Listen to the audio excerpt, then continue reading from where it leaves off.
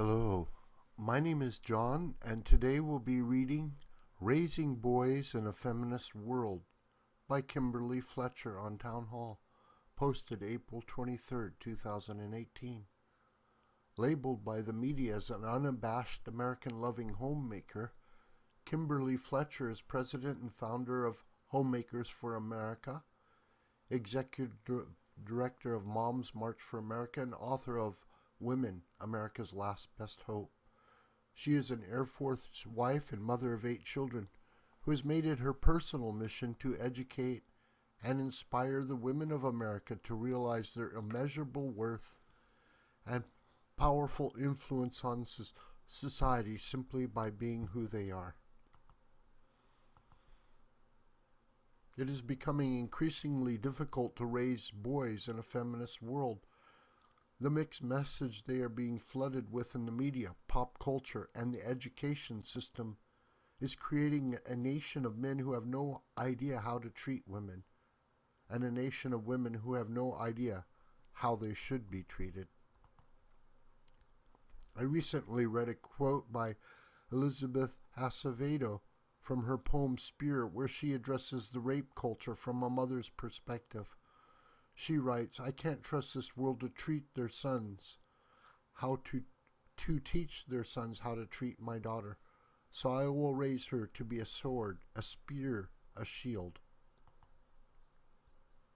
Can you imagine being a little girl and told that boys are not to be trusted, that they are out to destroy you, and growing up believing that every man you pass on the street is thinking of raping or assaulting you, or using you for their own personal gain?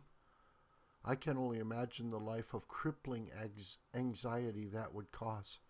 I wouldn't wish that kind of life on my worst enemy, much less my own daughter.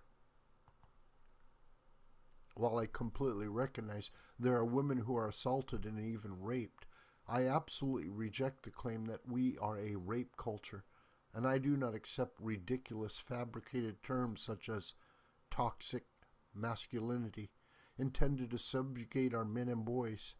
I do, however, recognize the indisputable fact that we are a sex culture literally obsessed with sex. This is largely due to the fact that feminist women have not allowed it, but encourage and even promote it. The sad thing is, by teaching our girls to be angry, on guard, and abrasive, we are actually diminishing their power and influence on our men and our culture. We teach our girls to demand respect, but when a boy shows them the highest respect and honor by opening a door or giving up their seat on a bus, they are lashed out at. Feminist society tells our boys and men it is oppressive and controlling behavior to offer a seat or open a door for a woman. I remember my grandmother whacking my cousin over the head with her umbrella for not giving up his seat to a woman. How times have changed.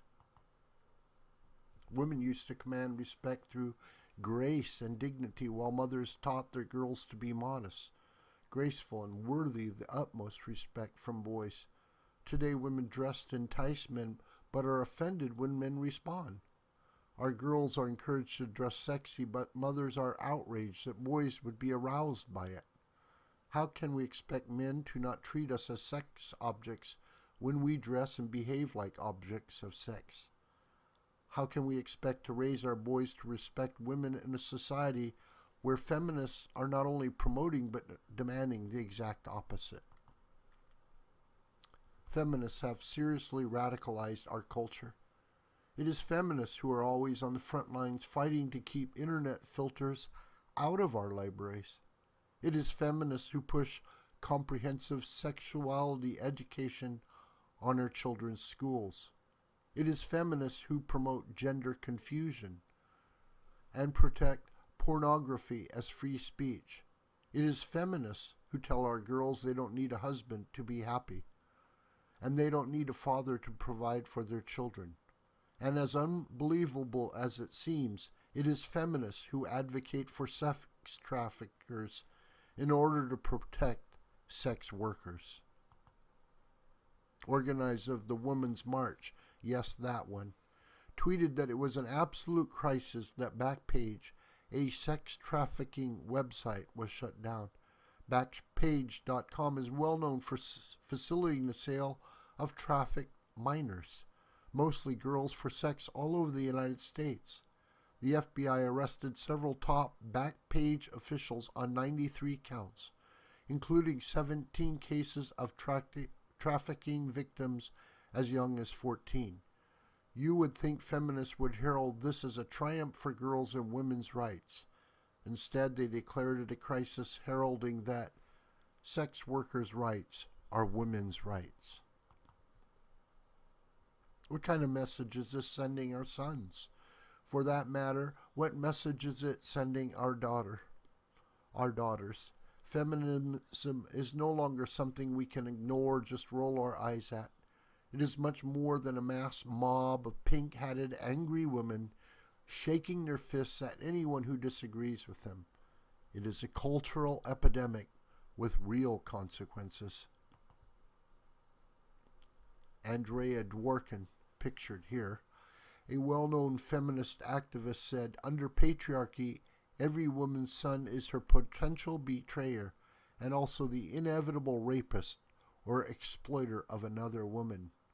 While that may seem absurd or extreme to most of us, the underlying message in society reflects that very image today.